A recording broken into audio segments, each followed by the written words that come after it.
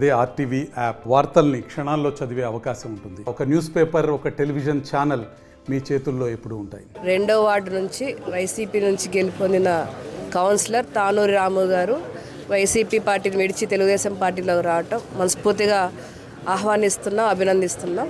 మనస్ఫూర్తిగా కౌన్సిలర్స్ అందరూ కూడా దీనికి సహకరించారు. గత 5 సంవత్సరాలు మరి వైసీపీ ప్రభుత్వంలో మరి వైసీపీ మున్సిపల్ బోర్డు ఉన్న నందిగాల అభివృద్ధి శూన్యం అండి. కేవలం విగ్రహాలు, 4 రోడ్లు వేసి, అదేవిధంగా లేని 100 పడకల హాస్పిటల్, లేని కేంద్రీయ విద్యాలయం చూపించి 5 సంవత్సరాలు ప్రజల్ని మోసం చేశారు. ఈరోజు తెలుగుదేశం ప్రభుత్వం వచ్చింది రాష్ట్ర వ్యాప్తంగా కూడా. ఈ రాష్ట్ర అభివృద్ధికి తప్పకుండా ఎన్డీఏ కూటమి అవసరం అని చెప్పి 164 సీట్లతో మంచి మెజార్టీని అందించారు. నందిగాంలో కూడా మేము భారీ మెజార్టీతో మరి ఎన్డీఏ కూటమి ఇక్కడ రావటం జరిగింది. అదేవిధంగా త్వరలో మున్సిపల్ బోర్డు కూడా కైవసం చేసుకోబోతున్నాం.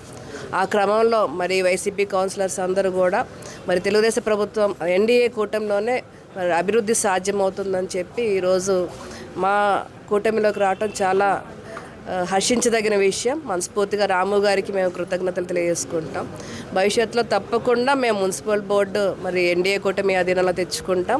గతంలో తెలుగుదేశం ప్రభుత్వ హయాంలో ఏ విధంగా అయితే మున్సిపాలిటీని అభివృద్ధి పదాల్లో నడిపించామో అదేవిధంగా మళ్ళీ అభివృద్ధి పదాల్లో నడిపిస్తామని తెలియజేసుకుంటూ సెలవు తీసుకుంటున్నాను. మరిన్ని వీడియోస్ కోసం ఛానల్ ని సబ్స్క్రైబ్ చేయండి. లేటెస్ట్ అప్డేట్స్ కోసం వాట్సాప్ ఛానల్ ని ఫాలో చేయండి.